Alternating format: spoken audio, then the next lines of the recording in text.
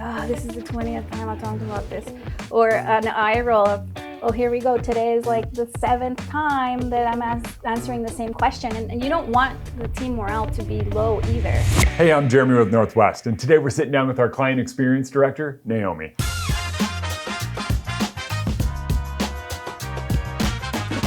What happens if your customer service team is answering the same question over and over and over? What can happen when that situation is something that you breathe every day is that you as a customer service rep or your team begins to just feeling like they need to just keep training the customer on that issue, right? Like, I talked about putting on your teacher hat, we're the experts, trying to just educate the customer.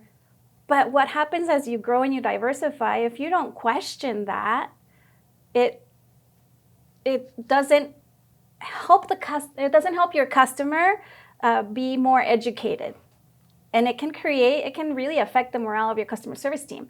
How many times did I hear a sigh, oh, this is the 20th time I talked about this, or an eye roll of, oh, here we go. Today is like the 7th time that I'm answering the same question. And you don't want the team morale to be low either and just continue to answer the same thing over and over. You need to understand, like, what can I do to change this? Clearly there's some confusion or something if the customer is calling about this. All our customers are talking about this every single time. And just analyze that instead of just continuing to feel like you're educating the customer. It sounds like it's a fine line because you love educating the customer. Yes. You love making sure they know what they're doing. But when it's the same question over and over, it's kind of different. Yeah, but you grow, you diversify. We started offering other products. And this particular portion of, I've got your services, now what? Became almost an unstated expectation, a tribal knowledge. Tribal knowledge means that it's not a rule written anywhere. It's just sort of passed on from one customer service rep to the other as like, oh, this is just what we do. Don't question it. And that happened to us about, I just bought your services. What's next? We just educate the customer, instead of questioning it. Okay, so everybody on our team was doing the same thing. Yes. And then so once you recognized that everybody was getting that same call over and over and over, what'd you do about it?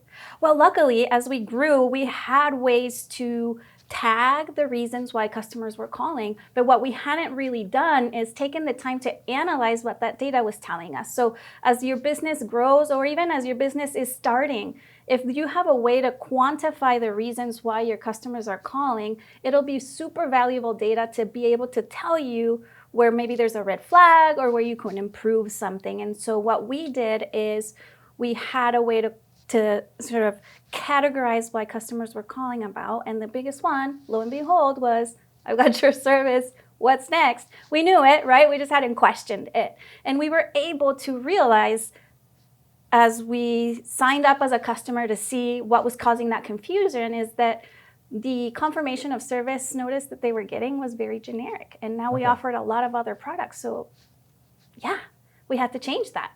When your customer service team is getting the same call repeatedly, it can wear on team morale. By keeping track of what customers are calling about, you can use that data to make changes to help your company grow. Here at Northwest, we're all about helping you grow. That's how we grow. But stick around. Coming up, Naomi's going to explain how you can use that data set to implement real, lasting change.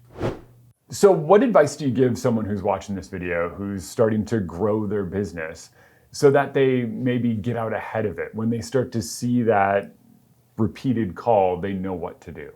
Yes, data is super important. So quantify that data however you can. If you're a small business and you don't have any technology, it's as easy as saying, hey, Jeremy, you're going to answer the phones today, and I really want you to tally what people are calling about so we can create some categories. And then, so-and-so, you're going to follow up next week so we can compare the data and see what the biggest issue. It could be something really simple, but understanding why your customers are calling, whether it's a positive or a negative or a neutral, and having those categories will allow you as a business owner to make decisions on what needs to change, improve, or what things you haven't questioned about it because you're growing.